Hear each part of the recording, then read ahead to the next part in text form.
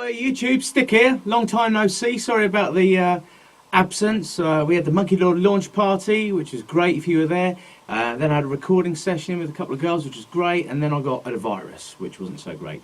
So I've been really down the dumps, feeling knackered and everything. So anyway, enough of my excuses, hope you're all good and well.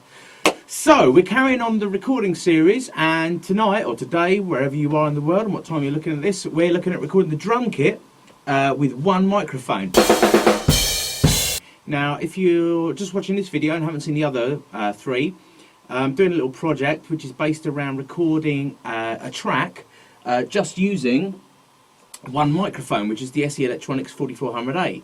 And I'm looking to basically do a whole song, or track, don't call it a song because I'm not a songwriter, just using this one mic to record drums, bass, guitar, acoustic, vocals, perhaps some dig, whatever I can find, and whoever I can find willing to partake.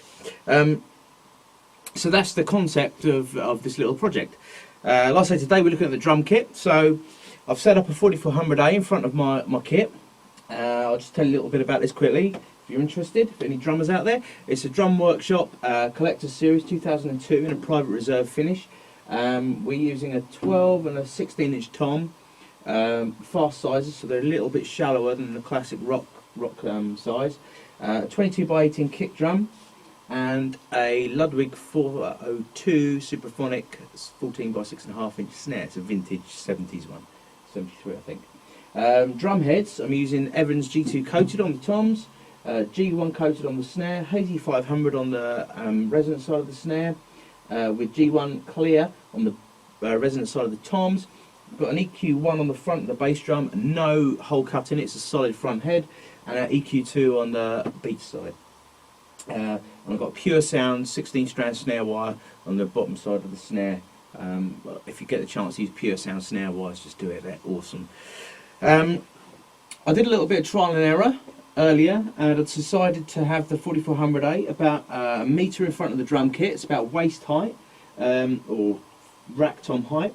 Obviously the aim of this is to try and capture a good mix of the drum kit overall.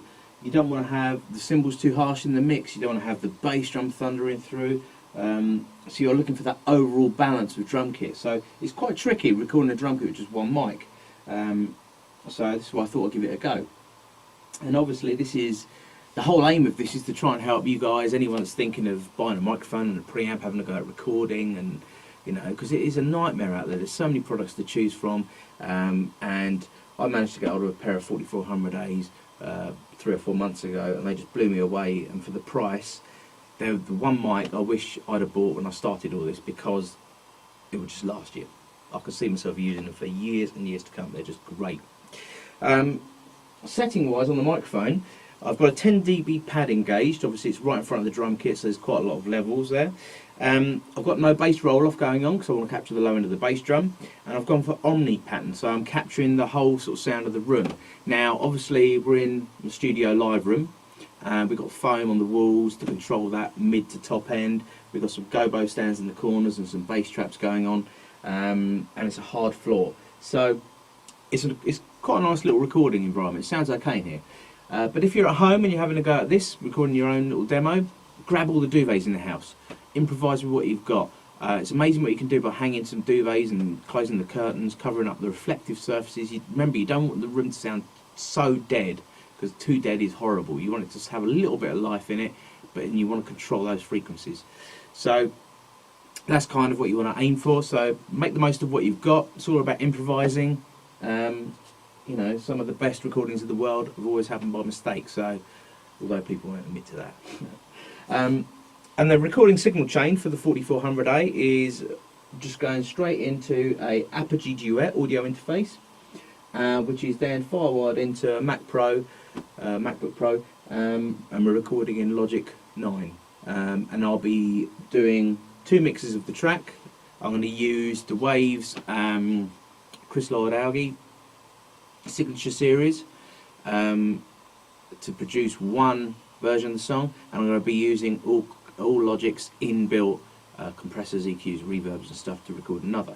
I'll also be posting up the raw files up on SoundCloud, so you'll be able to hear the difference between all of these. So there you go. Let's go and record some drums. Right, okay, so I DI'd my bass in the control room and just laid down a real scratch track so I've got something to jam along to.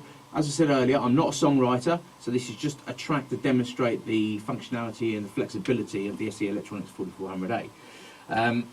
So I'm monitoring myself through the cans, and that's all you really need to know. Away we go.